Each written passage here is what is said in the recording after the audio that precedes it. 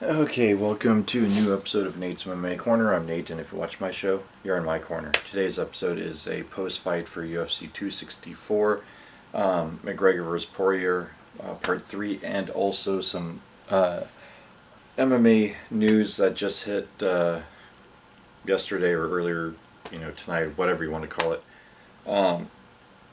Get to that last.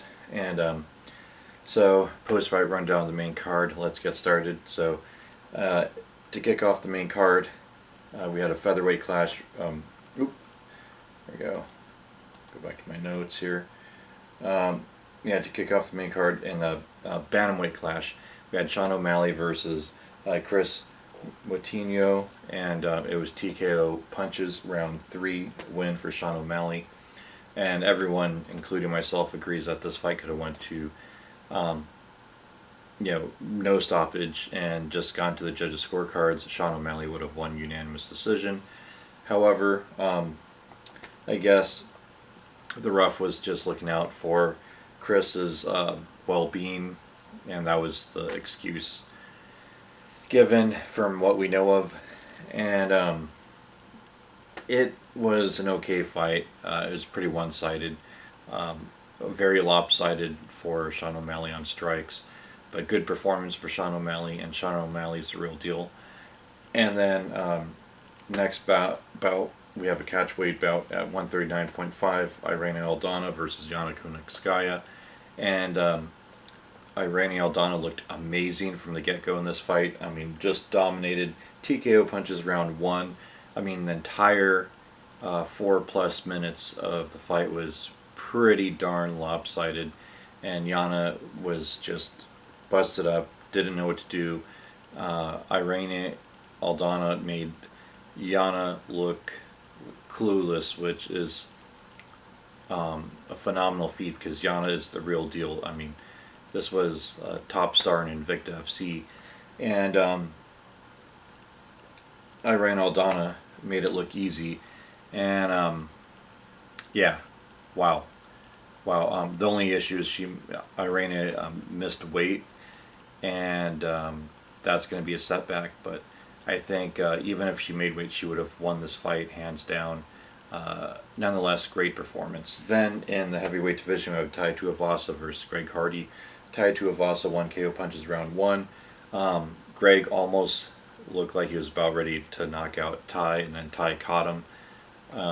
And it was just who landed first, basically, and Tai won.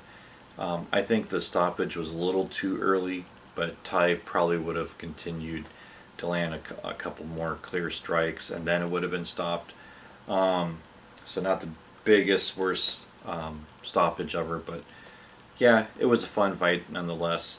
And Tai definitely got a big name win, much needed name win in the heavyweight division. Then in the co-main event in the welterweight division, we had Gilbert Burns versus Stephen Wonderboy Thompson.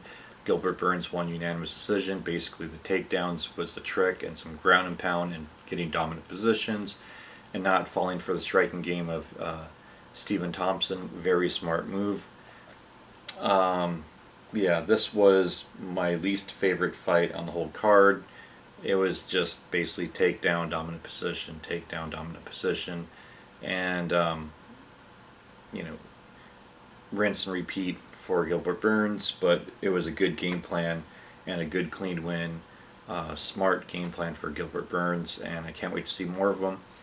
And maybe he's cleaned up his skills a bit, where if he did a Usman rematch down the line, he would be much better and be a much more competitive fight than the first time. Anyhow, we'll see. Then in the main event, as you all know, in the lightweight division, we had Conor, the notorious McGregor, going up against Dustin the Diamond Poirier. And it was TKO doctor stoppage due to leg injury after the first round wrapped up. Conor's leg broke in half. And Dustin looked good. Basically, people were saying that the judges' scorecards had it 10-8. At least some of the judges, I believe, don't quote me on that, had it 10-8. I believe if I'm not mistaken, two of the judges had it 10-8, and then the other 10-9. Don't quote me on that; I could be mistaken, but it was nonetheless it was a very dominant round for Dustin.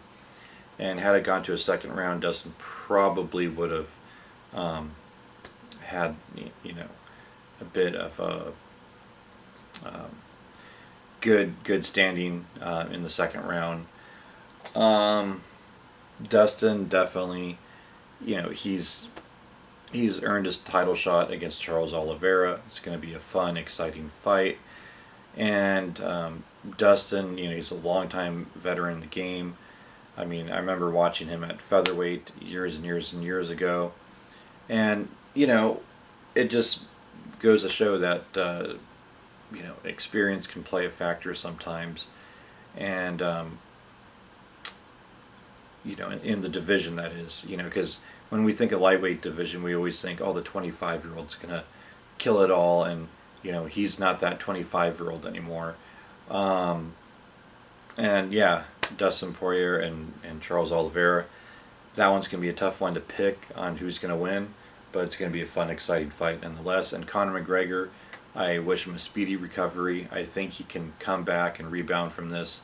To what extent, only time will tell, but I hope he's making a full recovery and he'll be back as soon as possible and give us that Conor McGregor that we all know and love. Okay, so that wraps up my post-fight, and on to some news. So according to MMA Junkie, Nick Diaz's return is a done deal. Rematches Lawler in a 5-round UFC 266 bout. And this also has the men's featherweight championship match, Alexander Volkanovski versus Brian Ortega, and Lauren Murphy versus Valentina Shevchenko for the women's flyweight title. So this is stacked card. It's going to be in the T-Mobile in Las Vegas. And I believe it is September 25th, according to MMA Junkie. And it's going to be a banging card. Then that wraps up all the news I have for you. And stay tuned for Islam Makhachev versus Thiago Moises. And pre-fight down the line this Saturday. And that's going to be a good fight card as well. Until then, see ya.